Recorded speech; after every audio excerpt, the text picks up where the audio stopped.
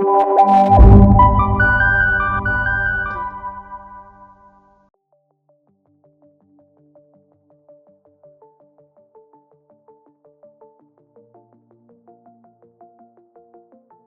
points.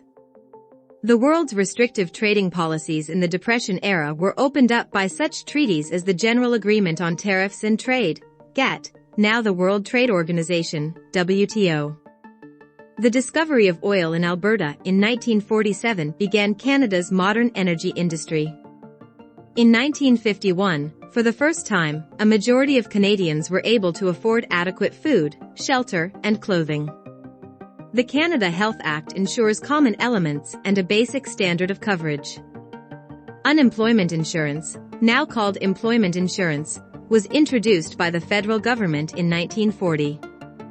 Old age security was devised as early as 1927, and the Canada and Quebec pension plans in 1965. Canada joined with other democratic countries of the West to form the North Atlantic Treaty Organization, NATO, a military alliance, and with the United States in the North American Aerospace Defense Command, NORAD. Canada participated in the UN operation defending South Korea in the Korean War, 1950-53, with 500 dead and 1,000 wounded. Quebec experienced an era of rapid change in the 1960s known as the Quiet Revolution. In 1963, Parliament established the Royal Commission on Bilingualism and Biculturalism. This led to the Official Languages Act, 1969, which guarantees French and English services in the federal government across Canada. In 1970, Canada helped found La Francophonie, an international association of French-speaking countries. The movement for Quebec sovereignty gained strength but was defeated in a referendum in the province in 1980. After much negotiation, in 1982 the Constitution was amended without the agreement of Quebec. Though sovereignty was again defeated in a second referendum in 1995, the autonomy of Quebec within Canada remains a lively topic. Men and women of letters included Stephen Leacock, Louis Hemon, Sir Charles G.D. Roberts, Pauline Johnson, Emile Nelligan, Robertson Davies, Margaret Lawrence, and Mordecai Richler. Musicians such as Sir Ernest Macmillan and Healy Willan won renown in Canada and abroad. Writers such as Joy Kagawa, Michael Ondaatje, and Rohinton Mistry have diversified Canada's literary experience. In the visual arts, Canada is historically perhaps best known for the Group of Seven, founded in 1920, who developed a style of painting to capture the rugged wilderness landscapes. Les Automatists of Quebec were pioneers of modern abstract art in the 1950s, most notably Jean-Paul Riopelli. Quebec's Louis-Philippe Hébert was a celebrated sculptor of historical figures. Kenejuak Ashevak pioneered modern Inuit art with etchings, prints, and soapstone sculptures. Basketball was invented by Canadian James Naismith in 1891. In 1996 at the Olympic Summer Games, Donovan Bailey became a world record sprinter and double Olympic gold medalist. Chantal Petitclerc became a world champion wheelchair racer and Paralympic gold medalist.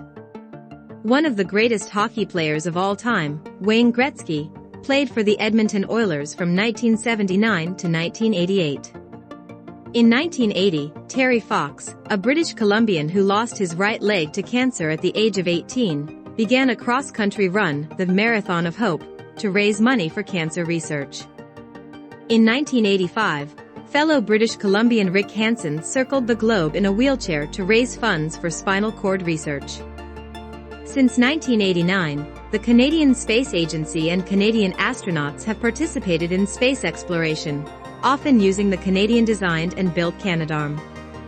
Gerhard Herzberg, a refugee from Nazi Germany, John Polanyi, Sidney Altman, Richard E. Taylor, Michael Smith, and Bertram Brockhaus were Nobel Prize-winning scientists. Alexander Graham Bell hit on the idea of the telephone at his summer house in Canada. Joseph Armand Bombardier invented the snowmobile, a lightweight winter vehicle. Sir Sandford Fleming invented the worldwide system of standard time zones. Matthew Evans and Henry Woodward together invented the first electric light bulb and later sold the patent to Thomas Edison, who, more famously, commercialized the light bulb. Reginald Fessenden, contributed to the invention of radio, sending the first wireless voice message in the world. Dr. Wilder Penfield was a pioneering brain surgeon at McGill University in Montreal, and was known as the greatest living Canadian.